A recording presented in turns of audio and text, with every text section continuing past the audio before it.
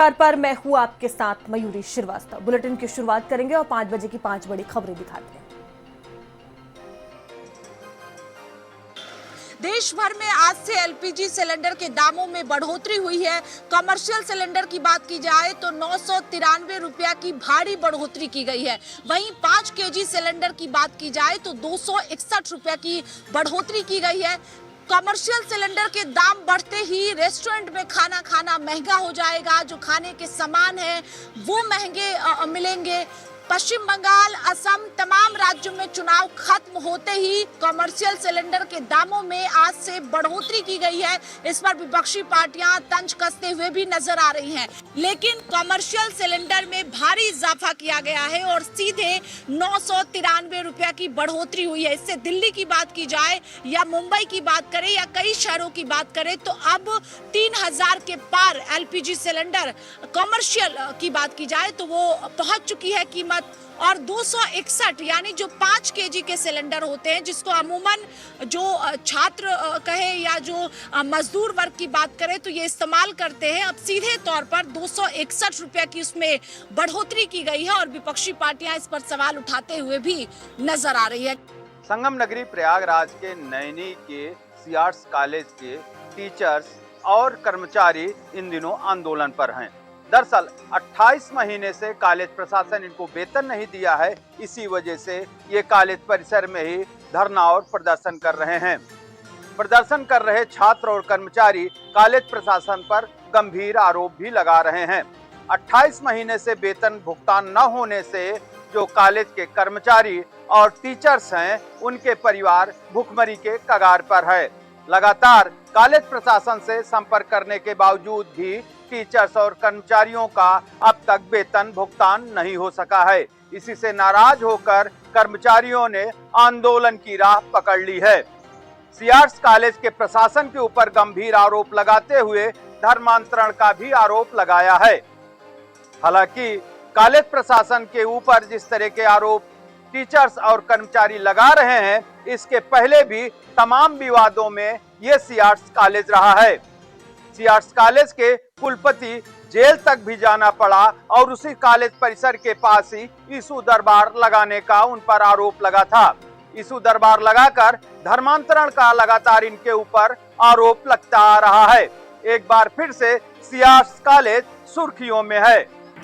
सहारनपुर जनपद के बड़गांव और मिर्जापुर थाना क्षेत्र में मिले 2 अज्ञात शवों की गुत्थी को पुलिस ने सुलझा लिया है। बताया जाता है कि विक्रांत का जो शव है बड़गांव क्षेत्र की नहर से बरामद हुआ था। उसके 10 दिन बाद विक्रांत की जो प्रेमिका है राखी कश्यप, उसका शव मिर्जापुर क्षेत्र के जंगल में एक राजवाहे से बरामद किया गया है। बताया जाता है कि राखी कश्यप ने अपने अन्य दोस्तों के साथ मिलकर अपने प्रेमी विक्रांत की हत्या की थी, जिसके बाद पुलिस ने राखी कश्यप से बागपत में पूछताछ की और पूछताछ के बाद इसको छोड़ दिया गया था। जो राखी कश्यप है अपने दोस्तों के साथ और एक भाजपा नेता के साथ सहारनपुर के शाकुमरी घूमने के लिए आई थी।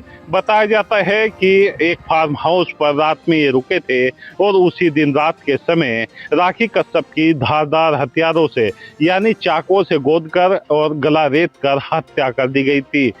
घटनास्थल से शव को करीब 6 किलोमीटर की दूरी पर एक राजवाहे में फेंका गया था, जहां से पुलिस ने शव को बरामद करते हुए पूरी घटना की जो जांच है वो शुरू की थी। एसएसपी अभिनंदन के निर्देशन में पूरे मामले की जांच की जा रही थी। वहीं सीसीटीवी और सर्विलांस के माध्यम से मिर्जापुर पुलिस ने पूरे मामले का खुलासा किया है, जिसमें बताया जाता है कि जो राखी और विक्रांत दोनों आपस में प्रेमी थे। इसके साथ साथ जो एक भाजपा नेता है राखी कश्यप के, उससे भी अवैध संबंध थे। अवैध संबंधों के चलते ही राखी और विक्रांत की हत्या की गई है। बताया जाता है कि सहारनपुर पुलिस ने जो बीजेपी नेता है उसको गिरफ्तार कर लिया है, लेकिन आधिकारिक तौर पर सहारनपुर पुलिस ने अभी कोई भी जानकारी नहीं दी। अब देखना होगा कि पूरे मामले में सहारनपुर पुलिस किन किन और दोषियों को गिरफ्तार कर पाएगी। गुलरिया क्षेत्र के एक प्रतिष्ठित अस्पताल रेजेंसी पे गंभीर आरोप लगे हैं। परिजनों ने रेजेंसी अस्पताल पे बहुत ही गंभीर आरोप लगाए हैं। उनका आरोप है कि उनके परिजन का इलाज के दौरान किडनी निकाल ली गई है। साथ साथ कई तरह के और भी गंभीर आरोप लगाए हैं। पूरा वाक्य ये है कि रामगढ़ताल क्षेत्र निवासी दो भाई पप्पू और उनके भाई का बगल के ही व्यक्ति से विवाद होता है और उसमें इनके सिर पे गंभीर चोटें आती हैं। परिजन हैं वो उनको सदर अस्पताल में ले जाते हैं और उसके बाद उन्हें बीआरडी कॉलेज रेफर कर दिया जाता है। लेकिन जो परिजन होते हैं उन्हें अच्छी इलाज के लिए बीआरडी से थोड़ा आगे गुलरिया थाने के पास जो रेजेंसी हॉस्पिटल है, एक प्रसिद्ध अस्पताल है, वहाँ पे ले जाते हैं और उनका इलाज करवाना शुरू करते हैं।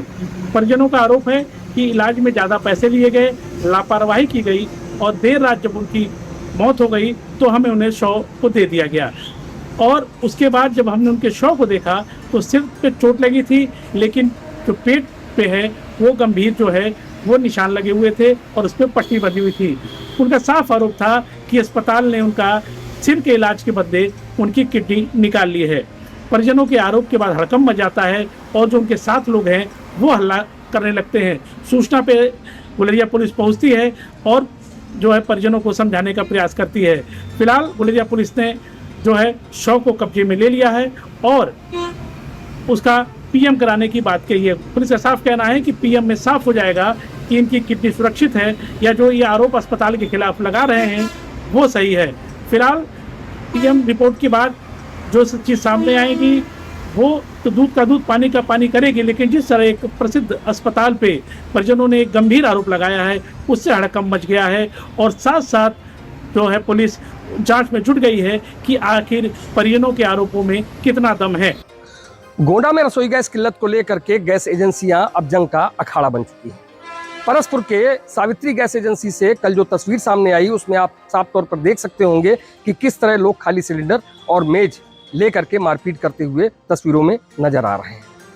गोंडा में कहने के लिए तो 72 गैस एजेंसियां हैं और उनसे जुड़े तकरीबन 3.5 लाख के करीब उपभोक्ता हैं, लेकिन हर गैस एजेंसी का हाल कमोवेश ऐसा ही है कि वहां पर घंटों लोग लाइन में लगे रहते हैं, पहले पर्ची कटवाने के लिए और बाद में सिलेंडर लेने के लिए। लोगों की बुकिंग तो हो जाती है लेकिन सिलेंडर उनको महीनों तक नहीं मिलता। यही वजह है कि गैस एजेंसियों पर मारपीट की घटनाएं होनी शुरू हो गई हैं और आए दिन किसी न किसी गैस एजेंसी से इस तरह की तस्वीरें जरूर निकल करके सामने आती हैं। मेसर सावित्री वितरक गैस एजेंसी पर जिस तरह मारपीट हुई उसमें आपको साफ तौर पर दिख रहा होगा कि किस तरह जो लल्ला भैया के खुद को बेटा बताते हैं कमलेन मोहन सिंह, वो अपने समर्थकों के साथ वहां पहुंचे हुए थे और गैस को लेकर के पहले उनकी फोन पर बातचीत हुई और इसके बाद जब वो वहां पर अपनी शिकायत दर्ज कराने पहुंचे तो वहां पर गैस एजेंसी के लोगों के साथ उनकी मारपीट शुरू हो गई। हालांकि इस पूरे मामले में परसपुर थाने में बाकायदा गैस एजेंसी मालिक की तरफ से दी गई तहरीर के आधार पर कुंवर कमलेन मोहन सिंह के खिलाफ और उनके जो साथी थे उनके खिलाफ मुकदमा पुलिस ने जरूर दर्ज कर लिया है और आगे की कार्रवाई करने में जुटी हुई है। लेकिन कहीं ना कहीं अगर देखा जाए तो गोंडा में 3.5 लाख के करीब गैस उपभोक्ता हैं, जिसमें पीएनजी के भी हैं और इसके अलावा बीपीसीएल के भी हैं, एचपी के भी हैं। तो कई उपभोक्ताओं की यही शिकायत रहती है लगातार कि उन्होंने गैस की बुकिंग तो करा दी लेकिन उनके जो सिलेंडर हैं वो ऑलरेडी डिलीवर्ड हो गए और उनके घरों तक नहीं पहुंचे। गैस एजेंसियां लगातार मनमानी कर रही हैं और जो उपभोक्ता अपना सिलेंडर बुक कराते हैं उनको वो ब्लैक भी कर रही हैं। इसकी शिकायतें जिला प्रशासन के पास लगातार पहुंचती रहती हैं, कंट्रोल रूम भी बनाया गया है, लेकिन अगर निगरानी की बात देखी जाए तो कहीं ना कहीं लोगों की शिकायतें जो हैं वो कहीं से भी कम होने का नाम नहीं ले रही हैं और यही वजह है कि आए दिन जो मारपीट की घटनाएं हैं वो भी किसी न किसी गैस एजेंसी पर हुआ करती है।